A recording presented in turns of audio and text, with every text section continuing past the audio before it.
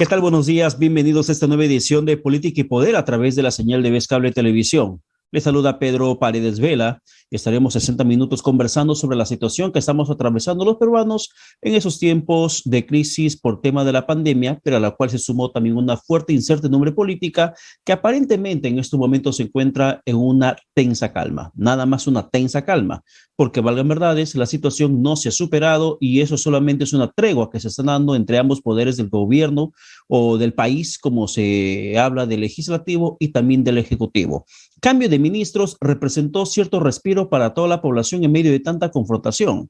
Se fue Guido Bellido, entró Mirta Vázquez, se fue Iber Maraví, entró Betsy Chávez. ¿Pero eso implica acaso que la situación de polarización ya acabó para los peruanos? En realidad no es así, sino que esta se incrementó y la situación se puso color de hormiga para el presidente Pedro Castillo, que ahora no solamente tiene que enfrentar una oposición parlamentaria según la ideología que pregonan dentro de las bancadas del Congreso de la República, sino también tiene que enfrentar a la oposición que dentro del propio partido oficialista se ha levantado contra él, despotricando del gabinete que ha juramentado hace solamente unos días atrás. Entonces, nosotros una vez más nos encontramos en el medio como directamente impactados por lo que podría pasar en esta nueva pelea que podría darse si es que la situación no alcanza buenos consensos entre los peruanos.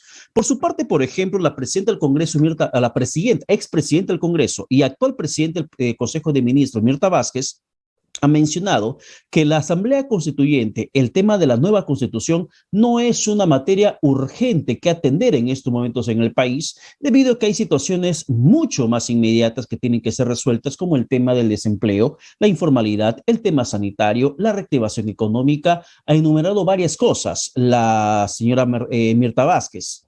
Y esto ha generado que desde Perú Libre señalen que se trata de un acto de traición. Pero ¿hasta qué punto podría ser, por ejemplo, viable la propuesta que ha dicho Vladimir Cerrón? Que si el Congreso de la República o si el gobierno no se ponen de acuerdo para una asamblea constituyente y nueva constitución, no le importa al fin y al cabo, porque para él el único camino para esa propuesta de partido es la recolección de firmas, más de 2 millones de firmas, para que se pueda impulsar mediante petición ciudadana un referéndum en el sentido de instaurar una asamblea constituyente y la consiguiente nueva constitución. Sobre este tema y otros ligados al aspecto constitucional, comenzamos a conversar aquí en el programa en estos momentos con el doctor Víctor García Toma, constitucionalista que nos acompaña y que en estos momentos nos va a ayudar muchísimo con su opinión. Doctor García, ¿qué tal? Buenos días. Bienvenido Pedro, a un gusto Vescable. en saludarlo. Buenos días. Doctor García, a ver, nueva constitución, asamblea constituyente. Vladimir Cerrón dice que no hace falta que el gobierno fije una postura o que el Congreso apruebe esta posibilidad porque basta con la firma que están juntando. ¿Esto es así? No, eso sería un fraude a la Constitución.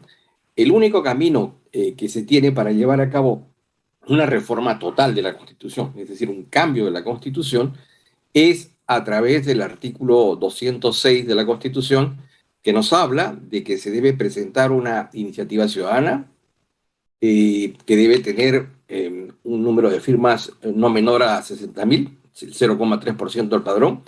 Ese proyecto va a ser debatido y votado en el Congreso y dependiendo de sus resultados, si el Congreso, se adhiere a la propuesta, pasa eso a referéndum.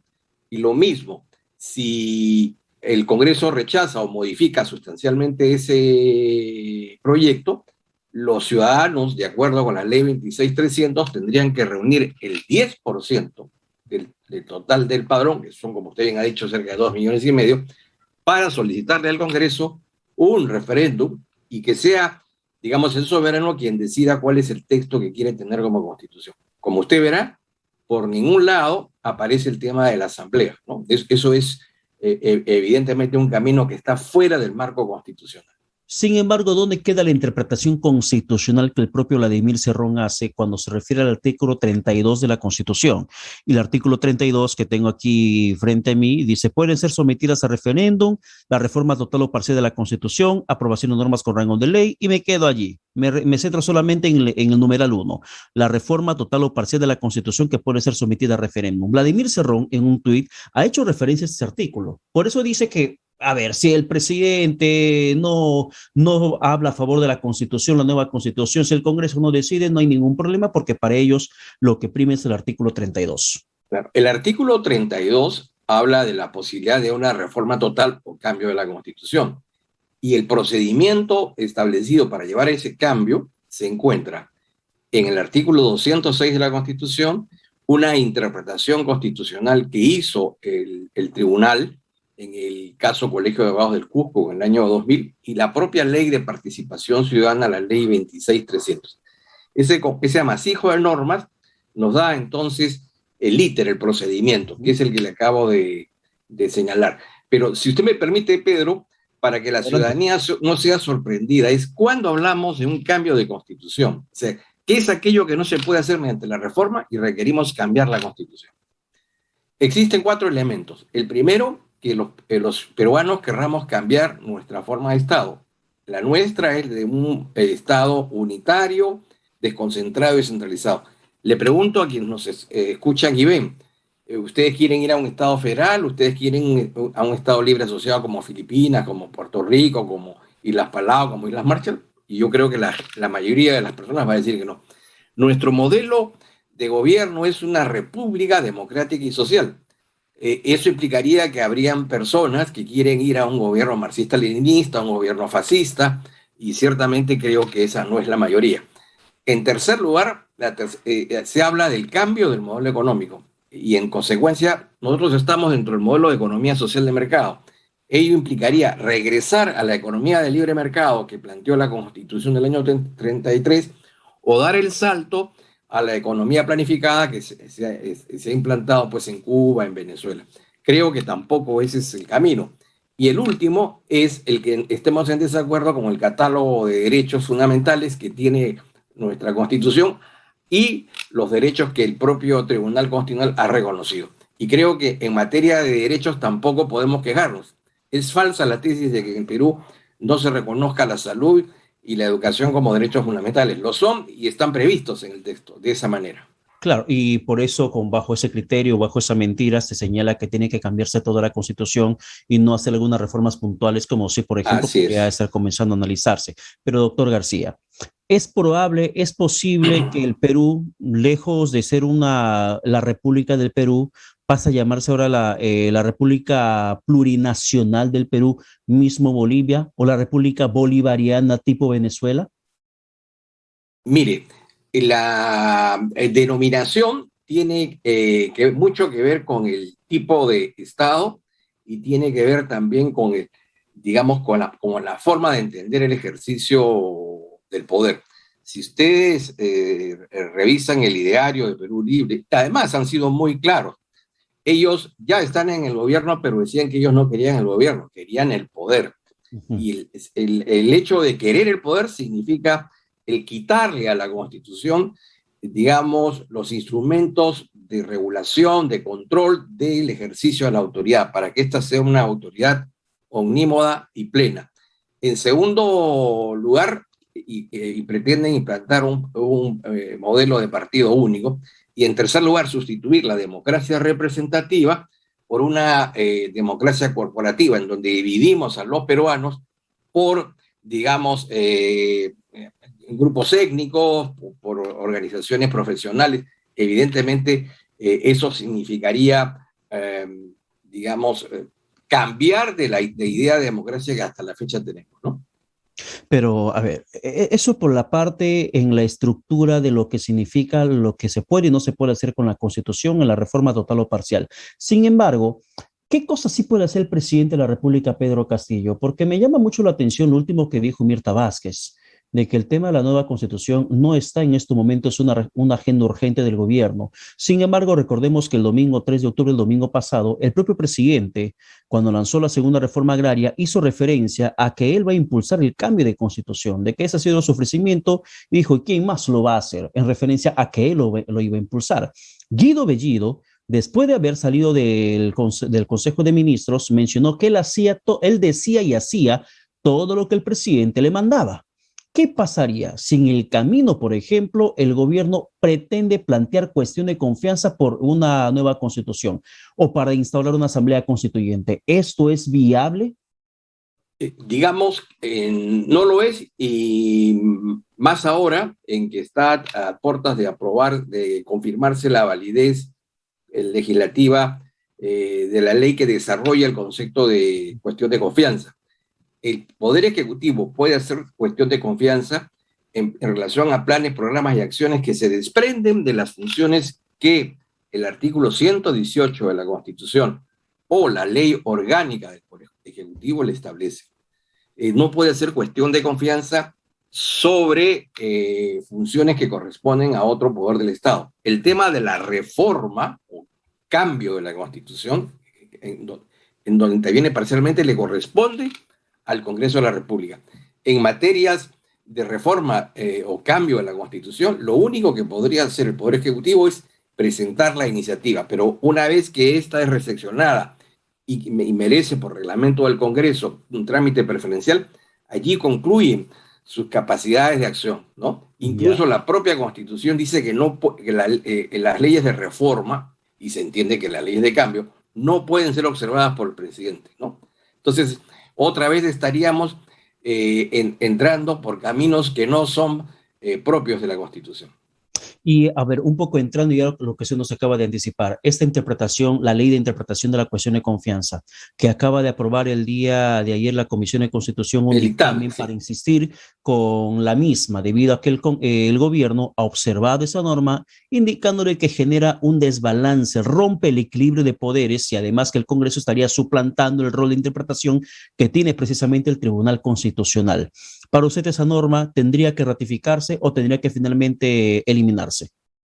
No, la norma, en realidad la norma no merecía interpretación porque hasta antes de que apareciese el señor Vizcarra con su teoría de la denegación fáctica, con la consumación de una disolución inconstitucional, es decir, con la consumación de un autogolpe, todos entendían dos cosas. Hay un artículo, el artículo 132, que dice que cuando un ministro es interpelado y va a hacer, y puede ser objeto de censura, ese ministro puede hacer cuestión de confianza. Y los resultados de esa cuestión de confianza indicarán una ratificación, digamos, de la fe que el Parlamento, de la fe que tiene el Parlamento, o su salida del gabinete. Y el artículo 133, que es el siguiente, se refiere a la crisis total, en donde efectivamente el presidente del Consejo de Ministros, previo acuerdo del mismo, puede ser una cuestión de confianza, pero sobre las funciones que son propias del Poder Ejecutivo y que están en el artículo 118 y está en la ley orgánica del Poder Ejecutivo, ¿no? Entonces, el camino, digamos, la interpretación sí siempre estuvo clara. El problema es que Vizcarra utilizó esto con mala fe, incluso se ensañó con el Parlamento. No es difícil ensañarse con el Parlamento porque no es una institución aquí ni en ninguna parte querida ni estimada, ¿no es cierto? Pero se aprovechó de eso y generó un ambiente para, digamos, quedar libre y atado de manos. Durante largos meses ha estado gobernando mediante decreto de urgencia, pero el remedio le salió peor que la enfermedad, porque tuvimos un Parlamento peor que el anterior y que fue la que finalmente lo vacó. Y pareciera ser que, curiosamente, el que hierro mata, hierro muere. Sin embargo, doctor García Toma, a ver, eso es la cuestión de confianza. Entiendo que esta interpretación de cuestión de confianza que pretende hacer con la aprobación por insistencia del Congreso de la República es para que se blinde y evite otro escenario similar al tema Vizcarra del 30 de septiembre de 2019. Sin embargo, también por parte del Ejecutivo se acaba de presentar, por ejemplo, a través de la bancada de Juntos por el Perú, una propuesta de modificación de la Constitución en la que se tenga que interpretar correctamente la incapacidad moral y que esta no sea bajo un juicio político de lo que es moral o no, sino lo que significa una incapacidad mental propiamente dicha, que la moralidad no sea medida de acuerdo al valor de una persona, sino de acuerdo a la discapacidad mental de alguien para que pueda gobernar, certificado previamente por un especialista. ¿Esto también rompe equilibrio de poderes o finalmente pone un parche que evite una vacancia como pasó con Vizcarra? Pedro, cuando hablamos digamos, de incapacidades que se puedan generar en la figura presidencial, comencemos con la incapacidad física, ¿no?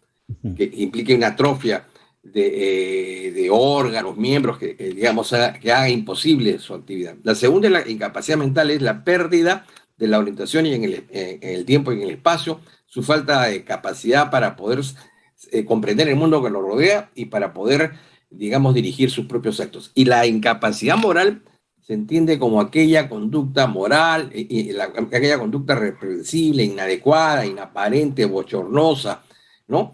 Que genera en la comunidad, digamos, una suerte de asco moral. Y entonces el Parlamento, interpretando esa voluntad ciudadana, establece la vacancia. Les pongo algunos ejemplos, ¿no? A ver. ¿Qué pasaría si nos enteráramos de que el presidente de la República comete actos de pedofilia en Palacio, o realiza actos de sevicia contra su esposa, o nos informamos de manera clara de que la campaña electoral que lo llevó al sillón de Palacio se hizo con fondos, digamos, fruto de la corrupción, o incurre en actos de ebriedad o toxicomanía habitual? Evidentemente, no podemos esperar la culminación de su mandato. Tenemos que tomar una salida ante esa situación que pone en peligro o la gobernabilidad o ha roto ya de manera definitiva digamos, la relación de confianza entre el gobernante y el gobernado. Y la mejor garantía que da, digamos, el hecho de que este instituto no vaya a ser mal empleado es el número de votos que se exigen para alcanzar la vacancia. Usted sabe que para elegir a los miembros del Tribunal Constitucional se requieren 87 votos. Y tienen esos señores ya cerca de 3 años, y hasta ahora no se alcanzan los 87 votos. Eso implicaría un acuerdo multipartidario que en un parlamento fragmentado, digamos, no es posible, salvo que haya una causa objetiva en la que todas las fuerzas políticas entiendan que esa es la única salida, ¿no? Ahora, doctor, para terminar, yo quiero entrar de lleno en el aspecto técnico y político al mismo tiempo. Hemos hablado de todo, lo que podría ser con la nueva constitución, lo que podría ser con el tema de cuestión de confianza, lo que podría ser el tema de la vacancia presidencial, escenarios probables en este país tan polarizado. Pero quiero terminar con un tema que quizá nos pueda unir a los peruanos, el tema de gas de camisea. Es probable que sí se pueda renegociar el contrato del gas de camisea, porque se menciona constantemente que hay un candado que protege a los contratos ley, que no lo puede modificar, el contrato no se puede modificar. Sin embargo, por ejemplo, se conoce que en estos momentos el tema del gas se incrementa el precio a cada instante, porque el precio del gas está cotizado en dólares. Sube el dólar, entonces también de hecho que va a subir el precio del gas y va a encarecer las cosas en el país. Este punto específico, ¿sí es posible modificarlo, negociarlo? Mire, Pedro, cuando se estableció el artículo 62 que habla de los contratos ley, se hizo con la finalidad de dar seguridades a los inversionistas y puedan sentirse alentados a traer capital fresco que mueva pues la producción de bienes o servicios, que genere empleo y que finalmente a través de la tributación esto se derive a servicios públicos.